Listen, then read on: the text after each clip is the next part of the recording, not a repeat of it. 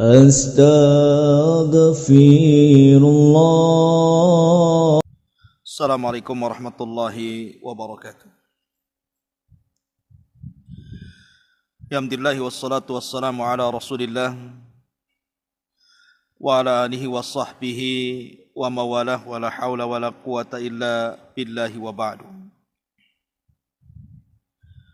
Alhamdulillah, malam ini kembali kita bisa bermajlis ilmu walaupun lewat media Jabal Uhud.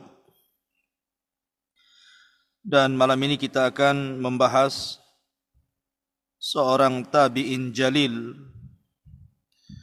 seorang tabi'in yang sangat mulia.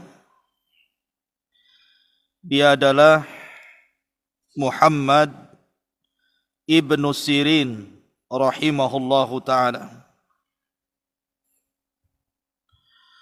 Muhammad ibn Sirin Al-Ansari rahimahullahu ta'ala adalah seorang tabi'in. Dia berjumpa dengan para sahabat Nabi SAW, mencapai 30 sahabat Nabi SAW. Artinya beliau hidup di kurun mufaddalah, kurun yang sangat istimewa, yang disabdakan Nabi SAW, khairun nasi qarni, thumma alladhina yalunahum, thumma alladhina yalunahum. Sebaik-baik generasi adalah generasiku, kemudian setelahku, kata Rasulullah, kemudian setelahnya.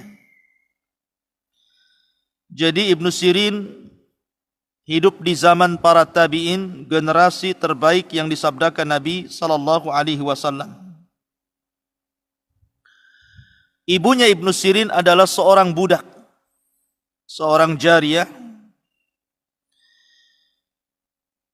budak daripada Abu Bakar Siddiq radhiyallahu anhu. Dan ayahnya Sirin adalah budak mukatab dari Anas bin Malik radhiyallahu anhu. Dan Sirin ayahnya Muhammad ini adalah orang yang suka mengumpulkan harta, artinya orang ini pandai mencari uang. Makanya kemudian ketika uangnya sudah terkumpul, dia pun ingin membebaskan diri dari perbudakannya sebagai abdun mukatab. Tapi Anas bin Malik radhiyallahu an menolaknya. Akhirnya kemudian Sirin pun datang kepada Umar bin Al-Khattab yang ketika itu menjadi khalifah. Kemudian Umar pun memaksa Anas bin Malik radhiyallahu an untuk merelakan Sirin menebus dirinya agar dia menjadi budak yang merdeka. Subhanallah, indahnya Islam. Sirin waktu itu masih kafir. Kemudian Anas bin Malik radhiyallahu an adalah pembantu Nabi SAW. Dan Umar adalah khalifah. Ketika Umar memerintahkan Anas untuk merelakan Sirin menebus dirinya sehingga menjadi abdun mukatab, akhirnya kemudian oleh Anas bin Malik disetujui. Lihat bagaimana indahnya Islam. Padahal Sirin ketika itu masih kafir. Ma'asyiral muslimin yang dimuliakan Allah Azza wa Jalla. Tapi kemudian Allah takdirkan Sirin diberikan hidayah dan masuk ke dalam Islam. Akhirnya menikah dengan budaknya Abu Bakar namanya Safiyah. Dan pernikahannya dihadiri oleh para veteran Badar.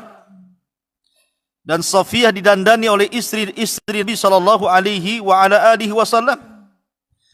Pernikahan yang berkah mana lagi antara Sirin dan Safiyah, dihadiri oleh para sahabat Rasul, didandani oleh istri-istri Nabi sallallahu alaihi wa ala alihi wasallam.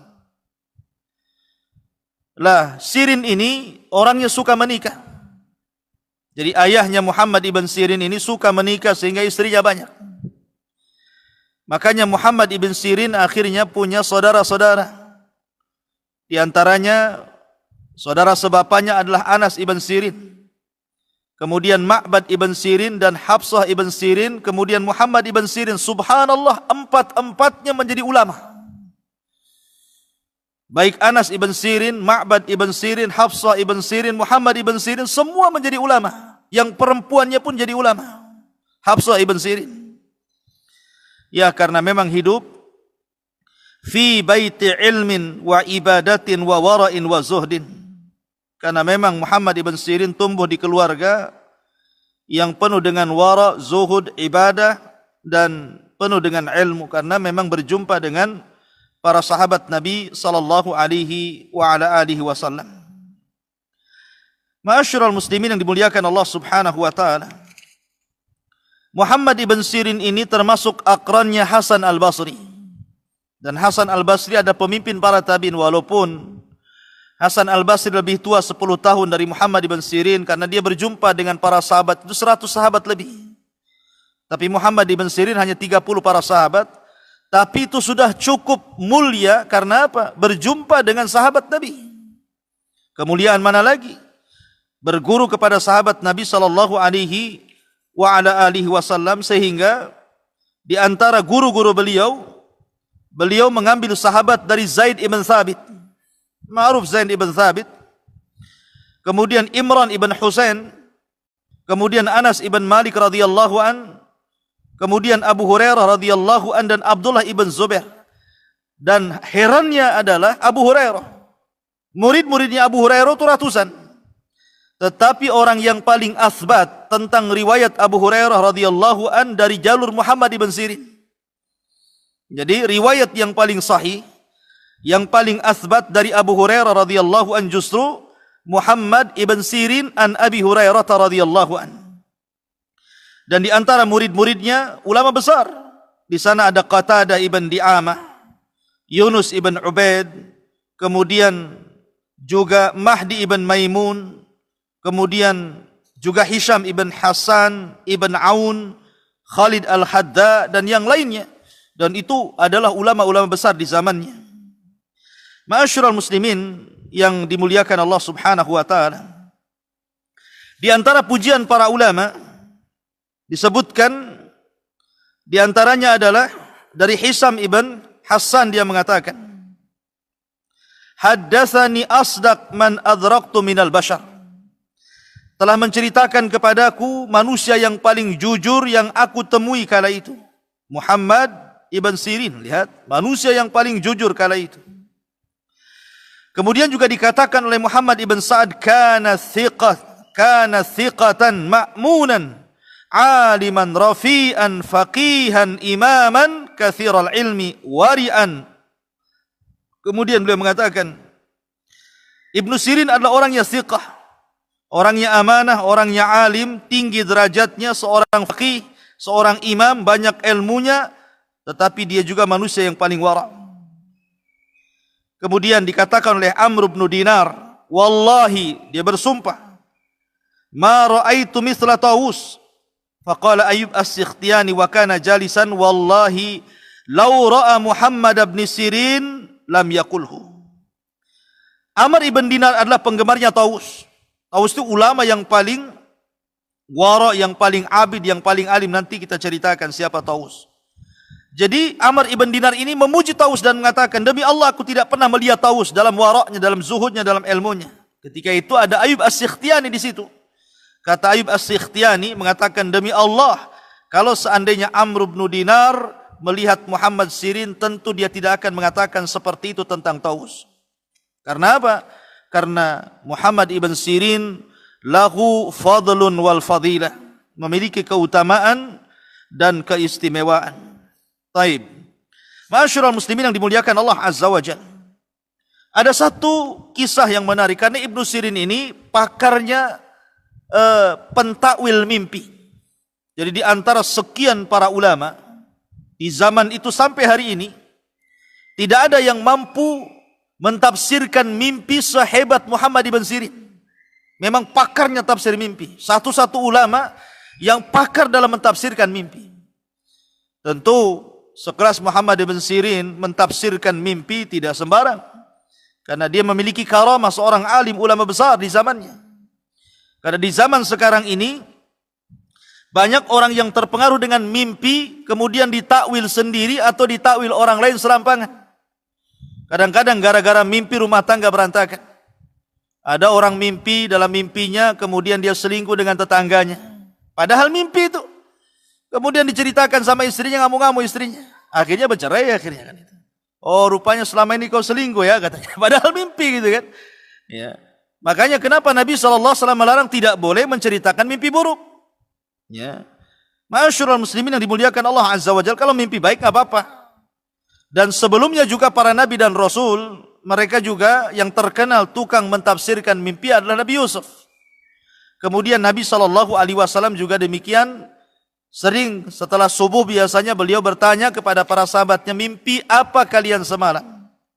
Maka sahabat mengatakan, saya mimpi ini, kemudian Rasul mentakwilnya, saya mimpi itu, kemudian Rasul mentakwilnya, dan begitu seterusnya. Lah Muhammad ibn Sirin ini juga ahli tafsir mimpi. Di antara semua ulama di zaman para tabi'in, maka Muhammad ibn Sirin luar biasa dalam tafsir mimpi. Saya akan contohkan satu kasus bagaimana beliau mentafsirkan mimpinya orang-orang yang berada di zamannya. Ma'asyiral muslimin yang dimuliakan Allah Subhanahu wa taala. Di antaranya ada diceritakan. Jadi di antara tafsir mimpi yang diceritakan adalah suatu ketika dijelaskan bahwa ada seseorang bermimpi kemudian menceritakan mimpinya kepada Muhammad ibn Sirin. Di antaranya beliau menceritakan bahwa di dalam mimpi itu dia mengalami mimpi buruk. Dia mengalami mimpi buruk. Kemudian Muhammad ibn Sirin langsung mengatakan, ittaqillaha fil yaqadha. Bertakwalah kau kepada Allah Subhanahu wa taala ketika terbangun. La yadhurruka ma ra'aita fil manam. Maka tidak akan memadaratkan kamu apa yang kau lihat dalam tidurmu. Ya. Kemudian juga dijelaskan bahwa ada seorang laki-laki mengatakan, ya Aba Bakrin, maksudnya kunyah daripada Ibn Sirin. Ra'aitu fil manami ka'anni ashrab min balbalatin laha mithqaban fawajadtu ahaduhuma adzaban wal akharu milhan. Dia mengatakan, aku meminum sebuah air di dua bejana, yang satu rasanya tawar, yang satu rasanya asin. Kira-kira apa takwilmu? Maka Muhammad ibn Sirin mengatakan, ittaqillah, bertakwalah kau kepada Allah, laka imra'atun wa anta tukhalifu ila ukhtiha. Engkau punya istri tapi engkau selingkuh dengan saudarinya. Betul kan katanya. Akhirnya orang ini bertobat kepada Allah Subhanahu wa taala. Dan banyak sekali, intinya bahwa beliau memang diunggulkan dalam bab ini. Ya, beliau seorang mufassir al-ahlam, seorang pentafsir mimpi, dan banyak orang-orang yang bermimpi datang kepada beliau minta ditakwilkan. Ada yang kemudian ditakwilkan baik, ada yang ditakwilkan buruk, kemudian disuruh bertakwa kepada Allah Subhanahu wa taala. Yang jelas pada masalah ini kita kembali kepada sabda Nabi SAW, kalau itu mimpi buruk maka jangan diceritakan, tapi kalau mimpi baik tidak mengapa diceritakan. Ma'asyiral muslimin yang dimuliakan Allah Azza wa Jalla. Imam Ibn Sirin ini subhanallah, dia diuji oleh Allah Subhanahu wa taala, dan ingat, para ulama ketika diuji itu berarti menunjukkan apa? Lirif'a darajatihi, karena memang ulama itu tinggi derajatnya. Sebagaimana Nabi SAW bersabda, inna asyaddal bala al-anbiya thumma al-amthalu fal-amthal. Artinya para nabi itu akan diuji dengan berat sekali, kemudian orang yang setelah nabi dan setelah mereka. Artinya bahwa para ulama akan diuji. Dan orang yang banyak ujiannya di dunia akan meringankan azabnya di akhirat. Jadi Muhammad ibn Sirin ini memang Allah Subhanahu wa taala berikan kecerdasan untuk mencari harta dengan cara tijarah, jual beli. Dan dia pedagang minyak zaitun.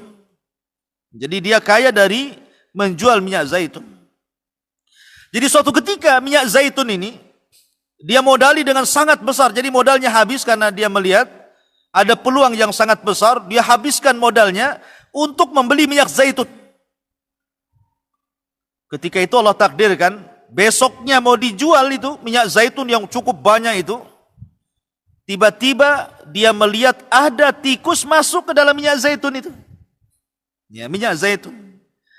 Dan Muhammad ibn Sirin menganggap semuanya najis berdasarkan sabda Nabi SAW.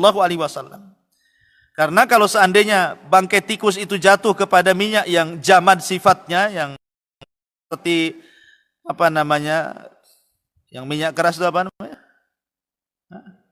mentega gitu ya. Maka Rasul mengatakan cukup dibuang saja. Jadi apa yang terkena bangkai itu dibuang, kemudian yang terkena bisa dipakai. Tapi kalau seandainya minyak itu cair, bukan seperti mentega, tikus masuk maka dianggap najis semua. Bayangkan tuh. Dia sudah habiskan semua modalnya, habis modalnya. Karena dia melihat peluang yang hebat, rupanya Allah takdirkan masuk pula bangkai tikus di pagi hari. Kalau Muhammad ibn Sirin bukan ulama wara, kayak kita ini orang nggak tahu ada tikusnya dibuang dijual kan gitu ya. Walaupun tikusnya sekarung masuk pun bisa lah disaring kan gitu. Itu loh zaman sekarang. Ya. Tapi Muhammad ibn Sirin wara. Padahal tikus itu sebenarnya dibandingkan minyak yang banyak tidak mempengaruhi. Akan tetapi karena waroknya dia buang semua minyaknya. Akhirnya dia bangkrut dengan sebab itu. Subhanallah. Ketika dia membuang minyak itu. Namanya pembisnis itu ikhwan pasti ada orang hasad. Ya. Pembisnis itu pasti orang hasad, sesama pembisnis, ya hasadnya sesama pembisnis, ya ustaz sesama ustaz kan itu, santri sesama santri, ya pengurus sesama pengurus kan itu ya. Hasad itu kan biasanya yang seprofesi. Jadi akhirnya ketika Muhammad ibn Sirin tahu menuangkan minyak itu karena ada bangkai tikusnya, orang yang hasad ini langsung berdiri di pasar, bayangkan, di keramaian orang. Kemudian mengatakan Muhammad ibn Sirin adalah orang yang curang dalam dagang, katanya. Akhirnya dikasuskan, masuk penjara dia. Tangkap, masuk penjara. Subhanallah. Lah ketika dia masuk penjara itu bertepatan dengan wafatnya Anas bin Malik radhiyallahu anhu, seorang sahabat Rasul dan gurunya. Yang dulunya adalah mantan daripada tuan bapaknya. Anas bin Malik kan ada tuan bapaknya, tapi bapaknya memerdekakan dirinya dengan uangnya. Padahal Anas bin Malik itu sudah berwasiat kepada Ibn Sirin untuk mengurus jenazahnya, tapi tidak bisa karena dia di penjara. Akhirnya Muhammad ibn Sirin berpikir, dosa apa yang lakukan itu? Dosa apa sebenarnya? Ya, karena ingat bahwa tidak mungkin musibah itu diberikan oleh Allah Azza wa Jalla kecuali karena dosa. Dan dosanya orang soleh kan beda dengan dosa kita.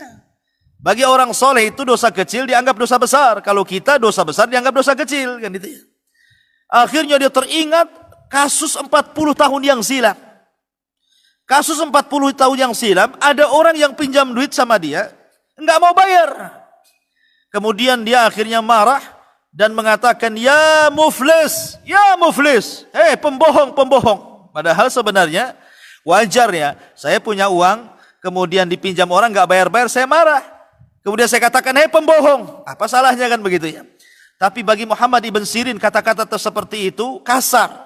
Ya, sehingga merasa jangan-jangan ini dosa 40 tahun yang silam Allah Subhanahu wa taala berikan kemudian case hari ini dengan cara diuji dia, kemudian difitnah orang, akhirnya masuk penjara. Masuk penjara gara-gara warok loh ya. Gara-gara warok, gara-gara membuang minyak gitu ya, karena ada bangkainya, kemudian ada orang tahu hasad, akhirnya orang mengatakan Muhammad ibn Sirin curang dalam berdagang. Subhanallah. Begitulah para ulama diuji oleh Allah Subhanahu wa taala. Betul-betul diuji. Tapi sekali lagi bahwa ujian para ulama itu berbeda dengan ujian kita. Karena para ulama diuji itu karena ingin ditingkatkan derajatnya di dunia dan diringankan kelak kesulitannya di akhirat. Jadi jangan kemudian galau. Kalau Allah Subhanahu wa taala menguji kita, santai saja. Karena itu bentuk daripada Allah hendak memberikan sesuatu yang terbaik kepada kita. Bukankah Rasul yang mengatakan man taraka syai'an lillahi awadallahu khairan minhu, barang siapa yang meninggalkan sesuatu karena Allah kemudian dia diuji, maka Allah Subhanahu wa taala akan mengganti perkara itu dengan yang lebih baik lagi. Ma'asyiral muslimin yang dimuliakan Allah Azza wa Jalla, Muhammad ibn Sirin ini terkenal baron liwalidayhi. Orangnya yang luar biasa. Berbakti kepada orang tua itu Masya Allah. Muhammad ibn Sirin ini orangnya memang sangat berbakti kepada orang tua. Dan ingat, Nabi SAW bersabda, tabarru aba'akum tabarrukum abna'ukum. Berbuat baiklah kepada kedua orang tua kalian, nanti anak-anak kalian berbuat baik kepada kalian. Di antaranya adalah ikhwatu fiddin muliakan Allah Azza wa Jal. Dijelaskan bagaimana tawadhu'nya bersama ibunya. Dijelaskan oleh Hisham ibn Hisam. Dia mengatakan haddatsani ba'du ali Sirin, telah menceritakan kepadaku keluarganya Sirin ini. Qala, dia berkata, ma ra'aitu Muhammad ibn Sirin yukallimu ummahu qad illa wa huwa yatadarra. Aku tidak pernah melihat Muhammad ibn Sirin kalau bicara dengan ibunya, maka dia bicara dengan sangat pelan, seolah-olah dia sakit, supaya tidak tersinggung ibunya. Bayangkan, zaman sekarang nggak ada yang begitu. Kalau sudah bicara dengan ibunya, kadang-kadang ibunya yang dibentak, ya, meminta sesuatu nggak dikasih dimarahi. Bahkan lebih kejam lagi hari ini kan, banyak orang yang menyakiti, memukul orang tuanya, na'udzubillah, sampai membunuh gara-gara perkara sepele. Banyak orang yang durhaka kepada orang tuanya. Makanya al-jaza'u min jinsil amal. Namanya balasan itu disesuaikan dengan amalannya. Ketika Muhammad ibn Sirin meninggal, ingat Muhammad ibn Sirin itu banyak anaknya, tapi meninggal. Sehingga tidak tersisa kecuali satu si mata wayang namanya Abdullah ibn Muhammad ibn Sirin. Jadi ketika Muhammad ibn Sirin ini sakit, dengan sakitnya kemudian berakibat kematiannya, dia punya hutang banyak. Punya tanggungan, biasa para pedagang kan gitu ya, biasa ada tanggungan. Akhirnya anaknya mengatakan, wahai abi, semua hutang-hutangmu saya bayar. Dan ingat, hutang itu akan terus sampai ke kuburan seseorang. Mu'allaq bidainihi ila qabri. Jadi seseorang itu akan tergantung dengan hutangnya sampai kuburan. Makanya Rasul tidak mau menyolati orang yang punya hutang. Ya kan? Tapi lihat, Muhammad ibn Sirin karena berbuat baik kepada orang tua, akhirnya anaknya di saat detik-detik wafatnya, dia punya hutang banyak. Kata anaknya, wahai bapakku, aku yang akan melunasinya. Subhanallah. Sedekah anak kepada orang tua, makanya Rasul mengatakan, ma naqasa malus sadaqah, tidak mungkin berkurang harta yang disedekahkan, bal yazdad, bahkan bertambah dan bertambah. Akhirnya setelah anaknya ini membayar hutang-hutang bapaknya, selang beberapa waktu setelahnya, Allah berikan kekayaan 30 lipat daripada apa yang dia bayarkan untuk hutang bapaknya. Luar biasa. Allah Subhanahu wa taala ganti itu. Makanya jangan khawatir orang yang bersedekah itu. Karena Allah Subhanahu wa taala akan ganti berlipat ganda dengan apa yang Anda sedekahkan. Ma'asyiral muslimin yang dimuliakan Allah Subhanahu wa taala. Kemudian di antara tawadhu'nya, bagaimana rendah dirinya Muhammad ibn Sirin ini luar biasa. Dikatakan oleh Ma'mar, ja'a rajulun ila ibn Sirin, seorang laki-laki datang kepada Ibn Sirin. Kemudian orang ini marah-marah di depan Ibn Sirin, tapi Ibn Sirin kemudian walaupun dia ulama besar, ya, seorang abid dihargai di zamannya, akan tapi dia tenang menghadapinya, terkadang diajak bercanda. Karena Ibn Sirin itu suka bercanda. Terkadang dia tertawanya sampai lebar, kemudian sampai miring-miring. Ya, karena ada orang tertawa itu sampai miring-miring, hahaha gini ya. Itu gimana caranya ya? Gayanya itu, actingnya ya. Pokoknya saking tertawa lepas itu sampai yamil gitu ya, sampai kepalanya goyang-goyang. Biasa Muhammad ibn Sirin bercanda. Ya, tapi kalau datang malam hari, maka dia bukaan khasyian. Orangnya suka menangis. Ya. Jadi dia itu lain dengan Hasan al-Basri kan, orangnya serius, suka menangis. Enggak, Muhammad ibn Sirin ini lain. Ya, betul-betul dia tawazun, betul-betul seimbang. Jadi kalau siang itu suka bercanda. Paha kadang-kadang bercerita tentang ini itu. Tapi kalau di malam hari, maka dia betul-betul yatadarra ilallahi azza wa jal, betul-betul menangis kepada Allah Subhanahu wa taala, dan dia seumur hidupnya menghabiskan dengan puasa Daud. 1 hari puasa, 1 hari tidak, 1 hari puasa, sampai dia meninggal. Seumur hidupnya dia puasa Daud, dan seumur hidupnya dia tidak pernah meninggalkan qiyamul lail. Walaupun 2 rakaat, walaupun 4 rakaat, dia tidak pernah meninggalkan qiyamul lail. Ma'asyiral muslimin yang dimuliakan Allah Subhanahu wa taala. Muhammad ibn Sirin juga dalam bagaimana beliau menjaga makanan, maksudnya menjaga hal-hal yang halal untuk dimasukkan ke dalam perutnya. Diceritakan, kana Ibnu Sirin idza du'iya ila walimatin. Ibnu Sirin ini kalau diundang ke walimah, walimatul urus, ya, pokoknya makan-makan lah ya. Kemudian dia mengatakan,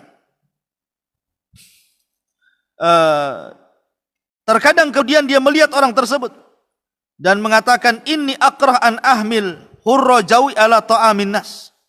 Saya tidak mau membawa perut lapar ke tempat makanan manusia.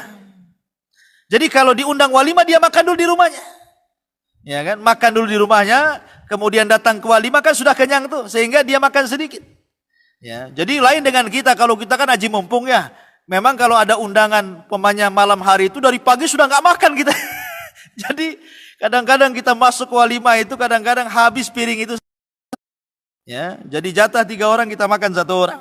Itulah kita. Bahasanya congo atau apa istilahnya ya. Biasanya geragas itu apa lagi? Ada kita hargai tuan rumah. Ya, kadang-kadang makan. Ya, sebenarnya harus tahu diri juga lah kan gitu. Amplopnya cuman 10.000, makannya sampai 5 piring tekor yang walimah tekor ya kan gitu ya. Intinya bahwa Muhammad ibn Sirin tuh luar biasa ifahnya itu. Ya, jadi dia makan dulu di rumah, kalau diundang jadi udah kenyang makan sedikit jadinya dia di situ kan. Kenapa? Namanya walimah kan orang banyak. Ya, terkadang kita ini ngundang 500 orang yang datang 1.000 orang kan gitu ya. Ada tamu tak diundang, ya, tak tahu undangan siapa, dia datang sendiri gitu ya. Kadang-kadang yang diundang 1 orang, yang datang 1 keluarga. Ya, kita tidak tahu namanya undangan. Ya, jadi kadang-kadang tetangganya pun ikut-ikutan. Kata, mau kemana mas? Mau ke sana? Ayo ikutlah. Kata. Jadi kadang-kadang seperti itu. Tapi Muhammad ibn Sirin mengajarkan kepada kita tentang ifahnya terhadap makanan. Ya, ma'asyiral muslimin yang dimuliakan Allah Subhanahu Wa Taala. Kemudian di antara akhlak beliau Muhammad ibn Sirin juga. Di antaranya beliau nahyu an syatmil Hajjaj ibn Yusuf al-Thaqafi. Padahal Hajjaj ibn Yusuf al-Thaqafi ini orangnya jahat, zalim. Tapi dia melarang tidak boleh mencela Hajjaj ibn Yusuf. Tidak boleh. Ya. Makanya Muhammad ibn Sirin ketika ada seseorang mendengar memaki Hajjaj ibn Yusuf, kemudian dia mendatangi orang itu dan mengatakan, "Mah ayyuhar rajul. Mah ayyuhar rajul, ada apa engkau?" Ya, maksudnya kenapa kau mencela dia? Ya. Maka dia mengatakan, "Fa innaka law qad wafaital akhirah kana asghara dzamban alimtahu qad a'zam 'alaika min a'zami dzambi amalahu al-Hajjaj." Kamu kan tidak tahu kalau engkau meninggal dunia jangan-jangan dosamu lebih berat daripada Hajjaj. Gitu ya. Artinya apa? Ibn Sirin ini mengajarkan husnudzon kepada orang. Ya, husnudzon, sejahat apapun orang itu jangan dicela. Makanya di zaman Nabi SAW ada orang minum khamar ketangkap kemudian didera. Udah dilepas minum lagi ditangkap didera. Minum lagi ditangkap didera sampai 3 kali. Oh, sahabat marah. Ini memang orang ini pantas untuk begini-begini. Dicela, dimaki. Kata Nabi SAW, la tasubbuh fa innahu yuhibbullaha war rasul. Jangan kau cela dia karena dia walaupun mabok ataupun tukang minum, tetapi dia sangat mencintai Allah dan Rasulnya. Ya, tapi kita doakan kalau ada orang jahat, semoga Allah Subhanahu Wa Taala berikan hidayah kepada orang tersebut. Karena bagaimanapun selama orang masih hidup itu ada kesempatan untuk bertobat. Makanya ada hadis antara orang itu dengan neraka tinggal satu, antara ia dengan neraka satu hasta, ya, tetapi kemudian dia beramal amalan sorga, akhirnya Allah takdirkan masuk ke dalam sorga. Ma'asyiral muslimin yang dimuliakan Allah Azza wa Jal. Kemudian juga di antaranya tadi saya katakan bahwa Ibn Sirin ini suka mizah, suka bercanda.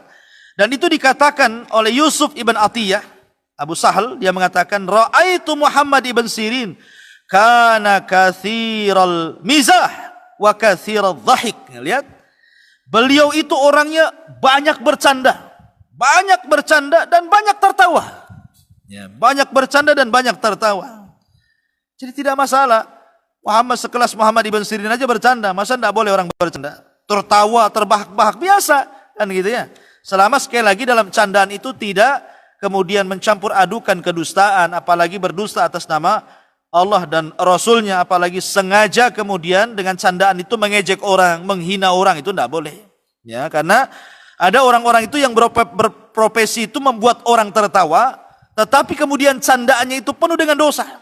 Ya, ada celaan, hinaan, sindiran, makian, kedustaan. Nah, itu tidak boleh kan itu. Ma'asyiral muslimin yang dimuliakan Allah Azza wa Jalla, antara mawaqib min hayat Ibn Sirin, di antara sikap-sikap Muhammad ibn Sirin, tadi sudah dijelaskan, kana Anas bin Malik radhiyallahu anhu qad awsa an yadfanahu Muhammad ibn Sirin. Jadi Anas ini sebenarnya berwasiat kepada Muhammad ibn Sirin supaya menguburkan dia kalau dia meninggal. Illa annahu kana masjunan hina wafati Anas bin Malik. Tapi sayang ketika Anas bin Malik meninggal, dia dalam posisi sedang dipenjara. Fasta'dzana al-qaum amir fi ikhrajihi. Akhirnya kemudian orang-orang pun meminta untuk mengeluarkan Muhammad ibn Sirin. Farafadha Muhammad ibn Sirin al-khuruj, tapi Sirin tidak mau keluar dari penjara illa ba'da isti'dzan min sahibil haq, kecuali orang yang mengeluarkan dia dari penjara adalah orang yang memasukkan dia ke penjara, baru dia mau. Ya, padahal dia sudah dikomandasikan oleh orang-orang besar itu kepada Amir, tolonglah keluarkan. Dia itu ulama, apalagi ada wasiat Anas bin Malik meninggal, dan Anas bin Malik berwasiat agar dia yang menguburkan, tapi Muhammad Sirin tidak mau. Saya ingin dikeluarkan oleh orang yang memasukkan saya ke penjara. Ya, bukan oleh kalian. Saya nggak ada urusan dengan kalian, saya urusan dengan orang yang memasukkan saya ke penjara. Demikianlah bagaimana sikap beliau. Ya. Kemudian karena Ibnu Sirin yadhkurur rajula bi ahsani ma ya'lam anhu in dzukira bi su'i amamihi. Imam Ibn Sirin itu kalau ada orang yang menjelek-jelekan orang di depan dia, maka dia akan membantah, kemudian akan memuji orang yang dijelekannya. Walaupun orang itu adalah orang yang membenci dia. Jadi kalau antum punya kawan, orang itu benci dengan kita. Ya, kemudian ada orang lain menjelek-jelekan dia di hadapan kita. Tentu kita senang, kenapa? Kita ada kawan, kan itu ya.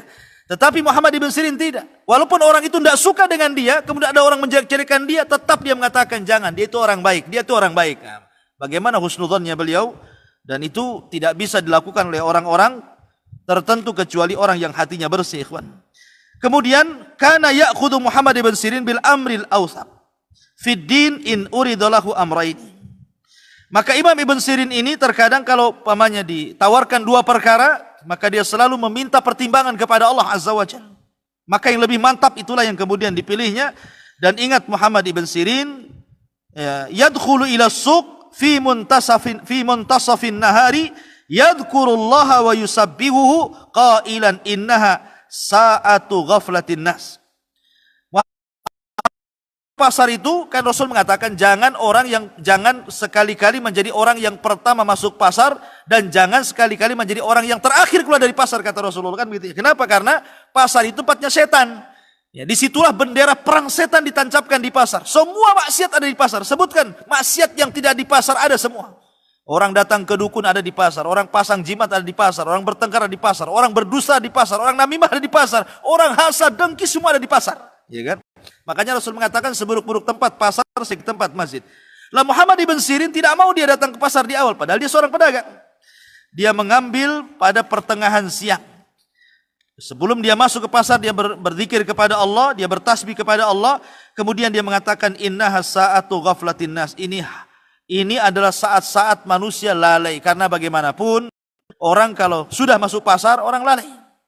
Ya kan, makanya kenapa kalau orang sholat duha di waktu orang sedang sibuk di pasar, maka orang ini orang pilihan. Kenapa? Karena di saat manusia lalai dia ingat kepada Allah Subhanahu wa ta'ala.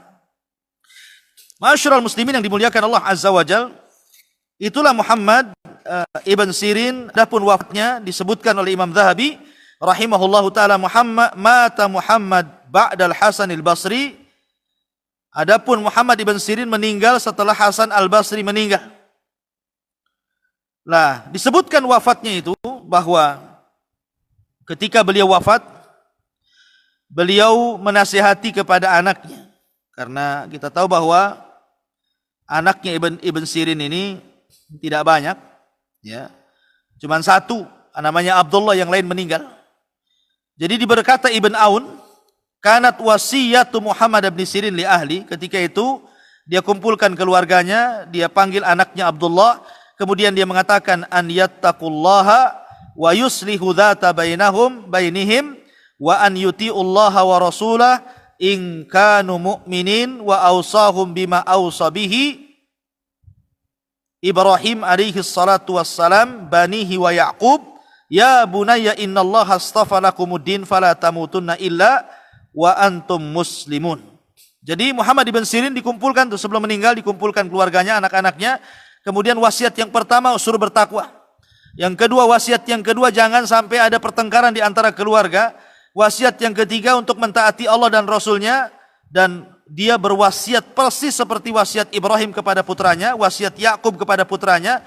Sesungguhnya Allah telah memilih kalian, maka jangan meninggal kecuali dalam keadaan yang muslim. Ya. Kemudian juga wa awsahum alla yad'u an yakunu ikhwanal ansar wa mawalihim fid din fa innal afaf wasidqa khairun wa abqa wa akram minaz zina wal kadhib. Beliau pun menasihati mereka jangan sampai kemudian mendoakan ya alla yakunu ikhwanal ansar wa mawalihim fid din, agar supaya mereka menjadi orang-orang yang bersaudara ya dalam agama. Karena al-afaf menjaga diri, kejujuran lebih baik, lebih kekal, lebih mulia dibandingkan maksiat, zina dan berdusta. Kemudian juga Muhammad ibn Sirin terus menasihati banyak sekali keluarganya. Akhirnya setelah dia memberikan nasihat, maka Muhammad ibn Sirin kemudian meninggal dunia. Walaqad tuwfiya Muhammad ibn Sirin ba'da an ummira hatta balagha as-sabi'ata wa sab'ina aman. Dan dia diwafatkan sampai usianya mencapai 77 tahun, kemudian dikuburkan di Basrah rahimahullahu ta'ala. Artinya usia dia panjang ya, 77 tahun, cukup panjang usianya. Dan kita tahu bahwa Nabi mengatakan sebaik-baik manusia adalah orang yang dipanjangkan umurnya dan diberkahi kehidupannya. Wallahu a'lam bishawab. Mudah-mudahan ada manfaatnya. Subhanaka bihamdika asyhadu an la ilaha illa anta astaghfiruka wa atubu ilaik. Allah Ta'ala, assalamualaikum warahmatullahi wabarakatuh.